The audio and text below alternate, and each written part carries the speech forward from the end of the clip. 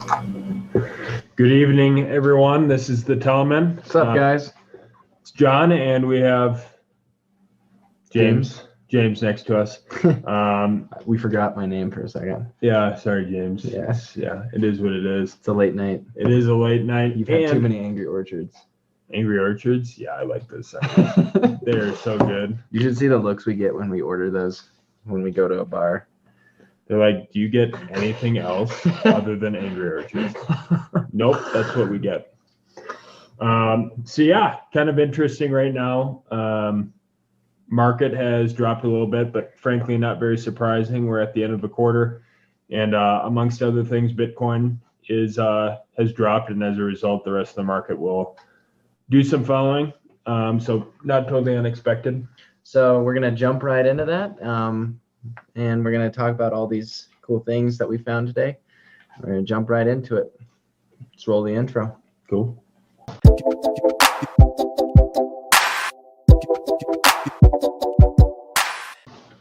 Jumping back in. Sorry, guys, I just spilled my Angry Orchard all over my mouse pad. Just a massive fail.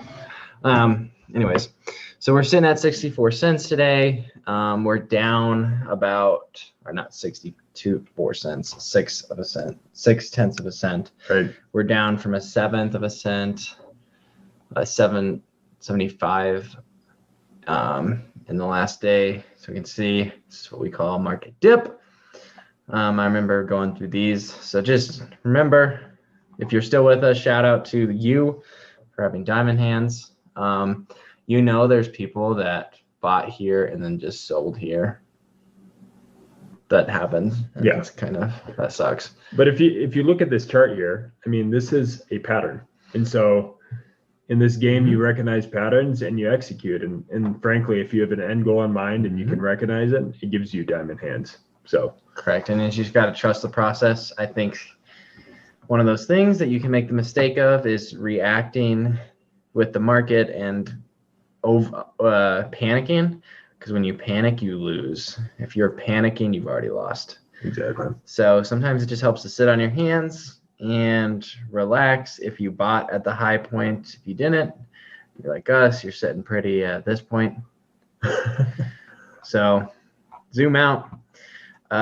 Anyways, so let's jump into what we wanted to talk about today. Yeah, so Coinbase is hiring in India, and if you recall, India, at least politically, has been saying that they're not going to be doing any cryptocurrency type related business in their country. But if you just look at the results, it seems like it speaks otherwise. So that's kind of good news. And granted, there is a lot of tech. What do they say? Do what they do, don't do what they say. Yeah, something along those lines. And this is a premium example. I think this is what they're doing. Yeah, no, exactly. And let's be honest, if a country like India decides not to get in the crypto space, I think they're only going to be shooting themselves in the foot. Well, they know that too. Yeah. And that's the thing. They all the monkey's out of the bag. It's just a matter of manipulating things so that you get the best possible position. Exactly. So, yeah, kind of interesting. Okay. Awesome. Yeah, this is kind of a gem. James found it earlier. Actually, just recently, he just posted it, but this is an insane statistic. International remittances processed via mobile money increased by 65% in 2020. For the first time, over $1 billion is being sent and received every month. And Telcoin has not touched into this market fully, but you can imagine what happens when it does. I mean, people are talking about how $1 is out of the question. And again, we don't make price predictions, but if Telcoin bites into this just a little bit, it can scream. Mm-hmm. So this is what it looks like on a chart, just to show the exponential growth. This is not related to Telcoin. This is related to the industry that they're going after. So it's growing. There's a lot of good things to be seen here. If you want to check out, there's so many different things in this thing that you can point to and look at. But it's almost like being invested in Amazon, 2000. It's like one of those things where this sucker's gonna skyrocket. And we have this link posted on our Twitter, so you can check it out you there. can check it out on our Twitter. Go check it out. Go find some gems. Create some sick posts. So that's that. And then the next thing we wanted to talk about was the market. So if you're new to this space, if you're experienced crypto trader, you're gonna know this already. But because we do have a lot of like new people kind of coming into this space, we wanted to explain this to them who don't really know what's happening. So, people were like, why did Telcoin dip? Why did it dip this past 2 days? Because of Bitcoin. So one of the things that a lot of traders will tell you when you're trading crypto, no matter what you're really trading, you're still trading Bitcoin. They have Bitcoin controls the market because it's the biggest coin. It's the first coin. I think it makes up like a vast majority of the market. I can't remember the exact percentage. Now, some of the altcoins are slowly eating into that. Slowly, but its dominance is sitting around 64, 65%. Yeah.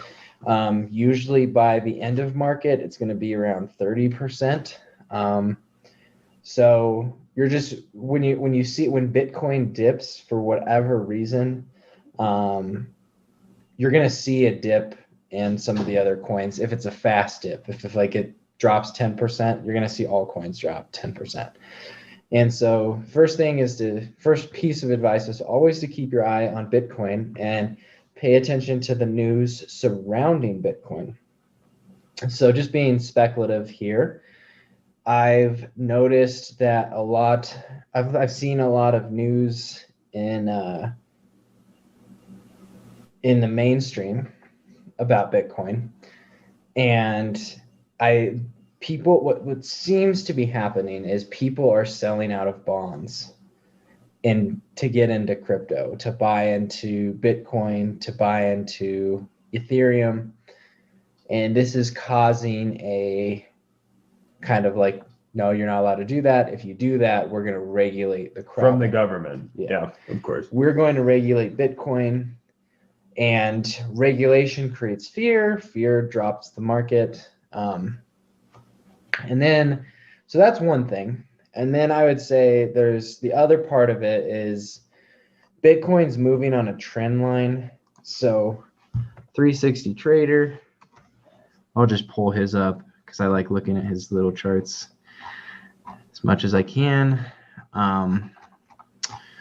So he had a Bitcoin chart with lines on it. Okay.